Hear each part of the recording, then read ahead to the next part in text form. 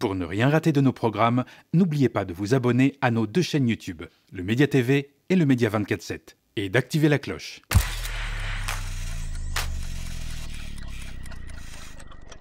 Le Soudan, la guerre qu'on ne regarde plus. Le Soudan s'effondre à huis clos sous le silence des puissants. Aujourd'hui, ce silence est aussi dévastateur que les bombes qui s'abattent sur la population.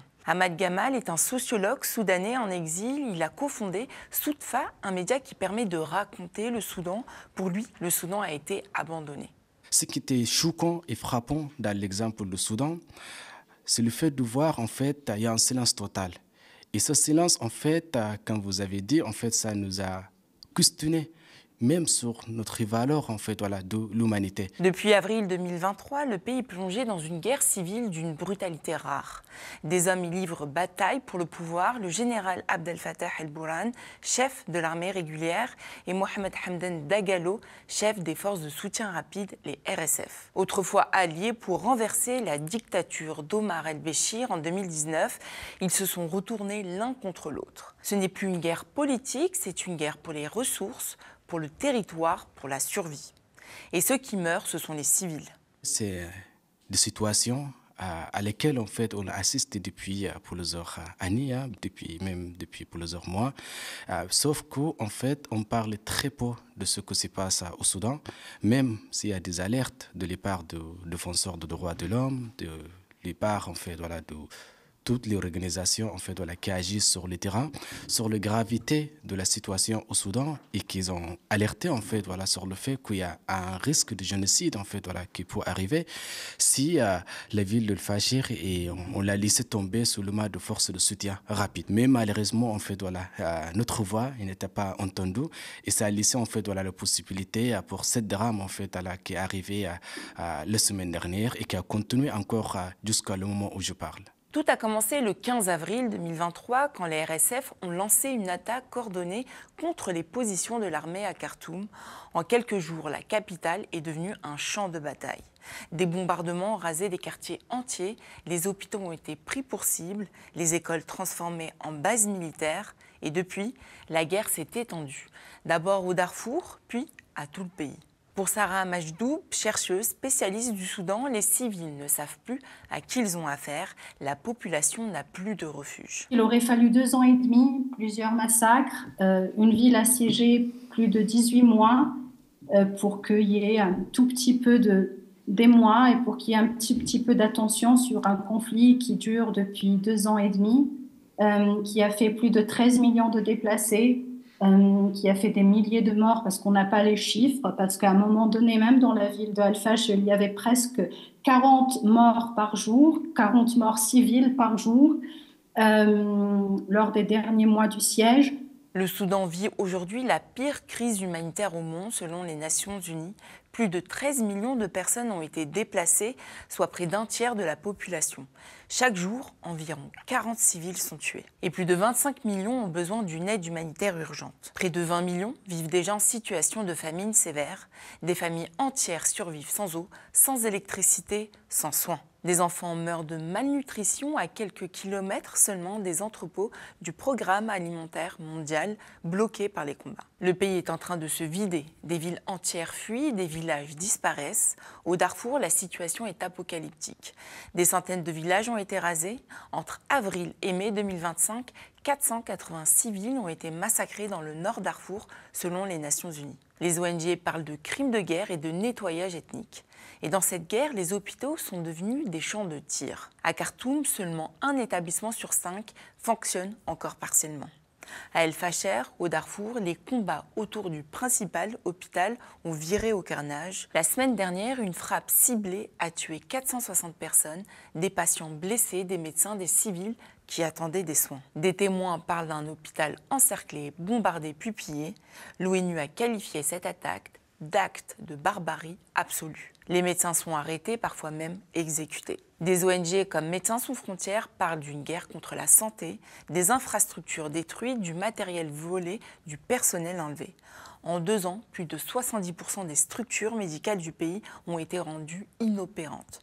Un pays sans soins, c'est un pays qui meurt 2 fois. Une fois sous les balles, une fois par l'abandon. Ce que vit aujourd'hui le Soudan, c'est une guerre d'un autre temps. On se rend compte qu'il y a une guerre qu'il y a une guerre au Soudan, qu'il y a une guerre qui n'a pas épargné un seul recoin du pays. Il y a eu plusieurs massacres depuis avril 2023, qu'il aurait fallu 18 mois de siège. Al-Fashir a été sous l'un des sièges urbains les plus longs de l'histoire des sièges. Je pense que ça rappelle un peu Sarajevo, ça rappelle un peu Stalingrad.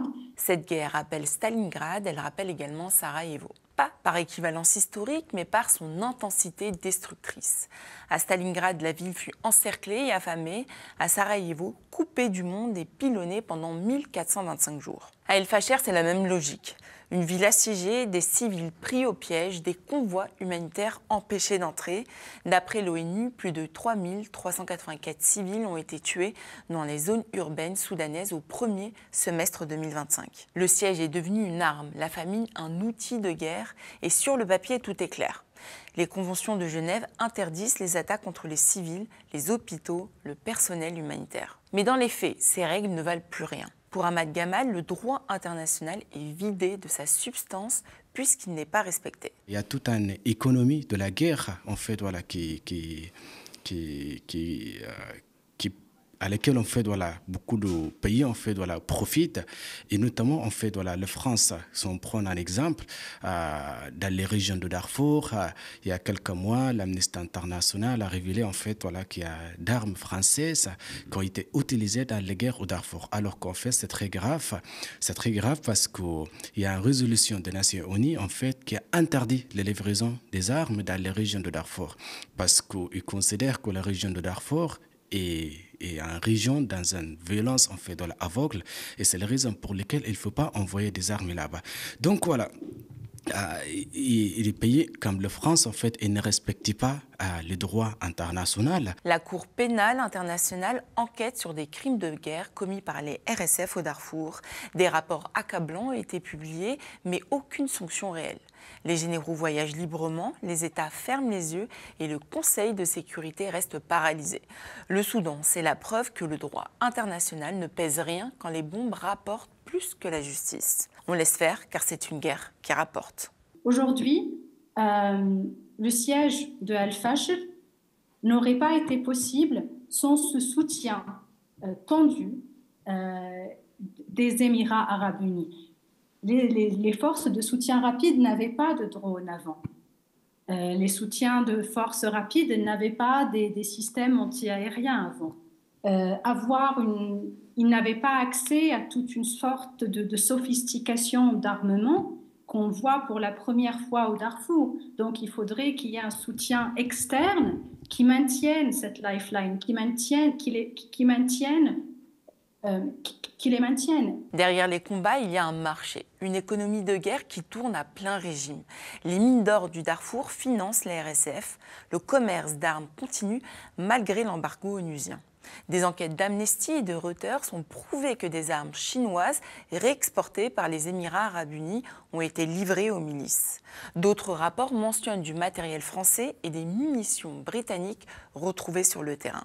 Et pendant ce temps, l'Union européenne signe en avril dernier un accord de libre-échange avec les Émirats sans mention du Soudan. En avril dernier, en avril 2025, l'Europe était en train de négocier un libre-échange avec les Émirats arabes unis et qu'à aucun moment, lors de ces conversations, le Soudan n'était sur la table. Je pense que le Guardian a montré qu'il y avait des armes UK, il y avait des armes britanniques utilisées par les forces de soutien rapide qui émanaient, qui étaient vendues aux Émirats arabes unis en fait, et qui ont terminé quelque part dans le Soudan aux mains des forces de soutien rapide. Parce que l'or soudanais, les routes commerciales et les ressources naturelles pèsent lourd.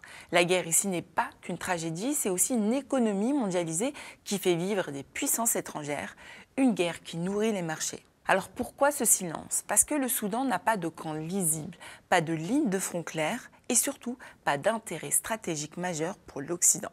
La Chine sécurise ses mines, les Émirats arabes unis soutiennent les RSF, l'Égypte arme l'armée régulière, la Russie via Wagner s'installe, chacun profite et personne ne protège. Le Conseil de sécurité se divise, l'Union africaine hésite et les Nations unies répètent le même mot « inquiétude ». Mais l'inquiétude sans action finit par devenir de la complicité. Aujourd'hui, 13 millions de Soudanais ont fui leur foyer. C'est l'équivalent d'un pays entier en exil. Les camps au Tchad et au Soudan Sud débordent. Des enfants y naissent sans nationalité, sans école, sans avenir. L'ONU parle de la plus grande crise de déplacement interne du monde. Un pays vidé de son peuple, un État vidé de sa substance. Le sociologue soudanais Ahmad Gamal parle d'un regard raciste porté sur la guerre. Je pense qu'il y a une autre explication face à ce silence, en fait, et qui, pour moi, nourrit par un certain regard raciste, surtout pour les pays du Sud, mais aussi pour le continent africain, ou pour le Soudan en particulier, et notamment cette idée en fait qui est censée présenter le Soudan comme un pays de chaos en fait depuis toujours, où il y a des conflits, où il y a des gens, des tribus qui se battent pour rien et pour aucune raison, alors que cette guerre, il s'agit d'une guerre par la procuration. Même si les Soudanais sont les premiers acteurs dans cette guerre, c'est eux en fait voilà que c'est tout. Mais en fait, c'est pas que les Soudanais en fait voilà qui sont responsables de cette situation.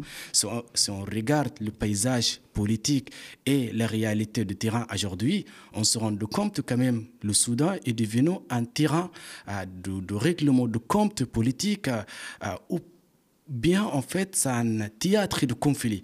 Par exemple, entre l'Égypte d'un côté et l'Éthiopie de l'autre côté, autour de questions de partage de l'eau de Nil, par exemple, entre la Russie d'un côté et l'Ukraine de l'autre côté, en fait, voilà, qui ont exporté, en fait, voilà, les guerres sur le territoire soudanais. Parce que c'est en Afrique, parce qu'on a normalisé la mort de certains peuples, et dans ce mépris se cache une vérité.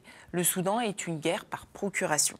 Les puissances régionales et mondiales s'y affrontent par milices interposées. Les Soudanais meurent, les autres comptent les gains. Le Soudan n'a plus d'État, le Nord appartient à l'armée, l'Ouest au RSF, le Sud a des milices locales, les écoles sont fermées depuis des ans, les enseignants ont fui et une génération entière grandit sans éducation et sans repères. Ce n'est plus un conflit, c'est une décomposition lente. Et quand un pays se décompose, il contamine les autres. Le Soudan devient alors le cœur noir de l'instabilité du Sahel. Le Soudan, c'est la guerre qu'on ne regarde plus et c'est peut-être pour ça qu'elle dure.